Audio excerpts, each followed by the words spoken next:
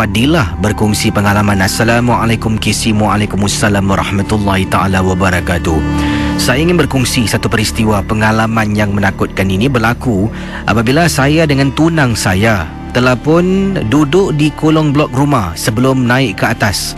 Waktu itu setelah kami keluar pergi makan malam, dan sekitar pukul 11 malam lah tunang saya nak ajak berbual lagi di kolong blok rumah saja, nak cakap tentang perkahwinan yang akan kami sanding lah tidak lama lagi. Sebab selepas malam yang dimaksudkan tu, saya tidak akan jumpa tunang saya lagi. Katanya pantang 2 bulan Kisi, tak boleh jumpa. Nak berbual di telefon pun saya rasa kena sembunyi-sembunyi. Jadi itulah kami duduk lagi selepas kami keluar makan malam. Lagi 2 bulan nak berumah tangga. Jadi kata Fadilah, sedang saya berbual-bual dengan tunang saya di kolong blok rumah saya, saya tiba-tiba teringat akan sesuatu lah yang saya nak berikan kepada tunang saya. Jadi saya suruh dia tunggu di bawah. Saya naik di atas ambil barang tu, merupakan hadiah yang saya belikan. Surprise lah nak beri pada tunang. Saya pun pergi ke lift, naik ke atas rumah. Dan beberapa minit kemudian setelah ambil barang tu, biasalah saya turun ke bawah untuk jumpa dengan tunang saya yang menantikan saya berada di bawah. Saya pun turun bawah sampai dekat kolong blok terperanjat. Tepat yang tunang saya duduk tu masih ada di sana. Ada seorang perempuan sedang duduk di tepi tunang saya. Yang saya hairan, kenapa budak perempuan ni duduk sana sedangkan tunang saya ada di sana? Kalau ia pun duduklah tempat lain.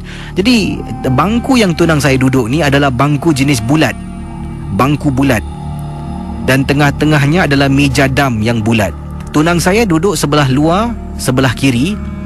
Sebelah kanan tu kosong tempat saya duduk awal tadi. Dan wanita tu duduk di tengah-tengah bulatan meja ataupun bulatan bangku tersebut. Jadi bila saya sampai, saya pun duduk tapi buat muka bingit lah Kisi. Kenapa budak ni sibuk ni? Saya kata pada tunang, jom kita pergi tempat lain, sibuk lah dia ni. Saya cakap lah sebab tunang saya pun rasa macam kenapa ni? Saya pun bangun, dia pun bangun. Kami berjalan, pergilah ke hujung blok. Bila sedang duduk, saya tanya tunang saya, kenapa bila perempuan tu duduk, you tak cakap tempat ni occupy, ada orang nak duduk? Kenapa you kasih dia duduk? You mental Jadi tunang saya cakap, apa you cakap ni? You marah-marah I Afsal. Bayangkan Kisi, itu merupakan malam terakhir sebelum 2 bulan kita tak akan berjumpa, akan berumah tangga. Jadi kami berdua bergaduh.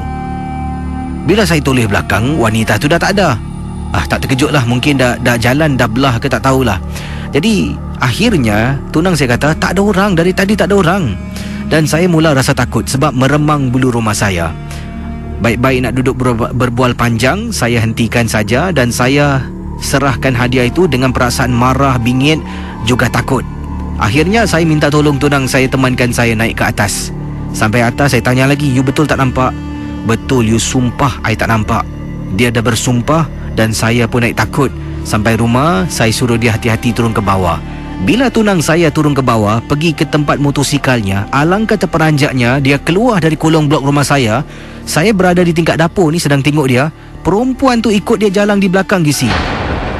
Saya telefon dia, dia jawab, hello, you cakap dengan I, perempuan tu siapa?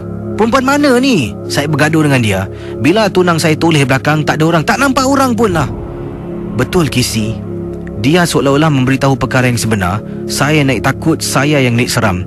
Tak apalah, you balik baik-baik lah you balik baik-baik Casey, bila tunang saya keluar, 15 minit kemudian saya dapat panggilan tunang saya jatuh dari motor, tapi tidaklah cedera teruk, hanya cedera ringan saja. Saya betul-betul khawatir dan itulah pengalaman peristiwa yang menakutkan. Bila saya tanya kenapa jatuh motor, dia kata dia hilang kawalan apabila dia terasa di belakang motosikalnya macam ada orang duduk dan tumpang dia nak pulang.